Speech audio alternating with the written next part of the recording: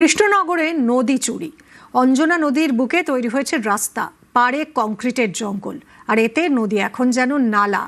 ভোটের বাজারেও তাই নদী সংস্কারের প্রতিশ্রুতি।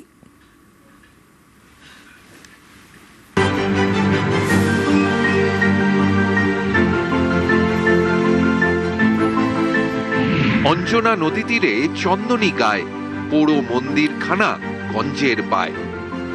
রবি ঠাকুরের সহজ পাঠের অঞ্জনা নদী, সেই নদী এখন সংকটে।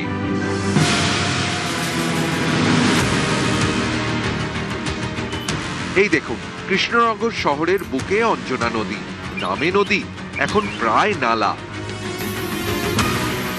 আগাছায় ভরা। নদীর গা ঘেঁষে তৈরি হয়েছে বাড়ি, দোকান, নদীর বুকে রাস্তা। এই নদী সংস্কারের দাবিতে সরব স্থানীয়রা। কয়েকদিন পরেই ভোট, তাই নদী সংস্কারের আশ্বাসও দিয়েছেন প্রার্থীরা। যেই এখানে ভোটে জিতুক, আমরা চাই সে যেন এই নদীর ওপরে নজর দেয়, এই নদীটাকে যেন বাঁচায়। এই নদীর ওপরে অনেক কিছু নির্ভর করে আছে, জল নিকাশি ব্যবস্থা থেকে শুরু করে সমস্ত কিছু এই নদীর ওপরে নির্ভরশীল। কিন্তু নদীটা আজকে বুঝে যাচ্ছে, সেই নদীটার দিকে যেন নজর দেওয়া হয়, এটুকুনি আমাদের সব থেকে চাওয়া।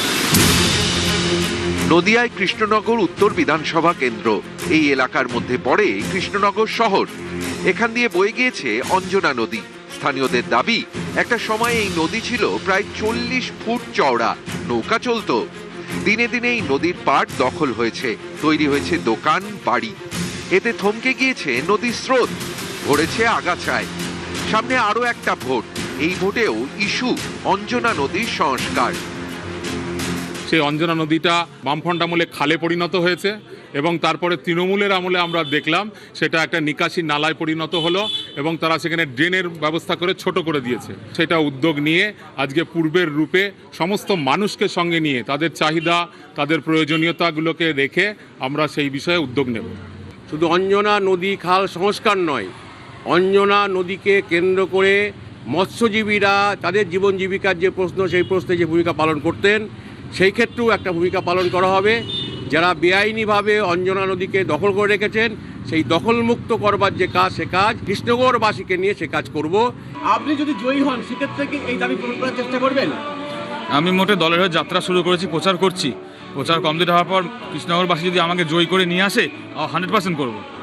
কৃষ্ণনগরবাসী হিসেবে যতটা আমার জানা প্রয়োজন ততটা আমি জানি। এবার কি সংস্কার করতে উদ্যোগী হবেন এটা নিয়ে? হ্যাঁ, জয়ী হয়ে এসে।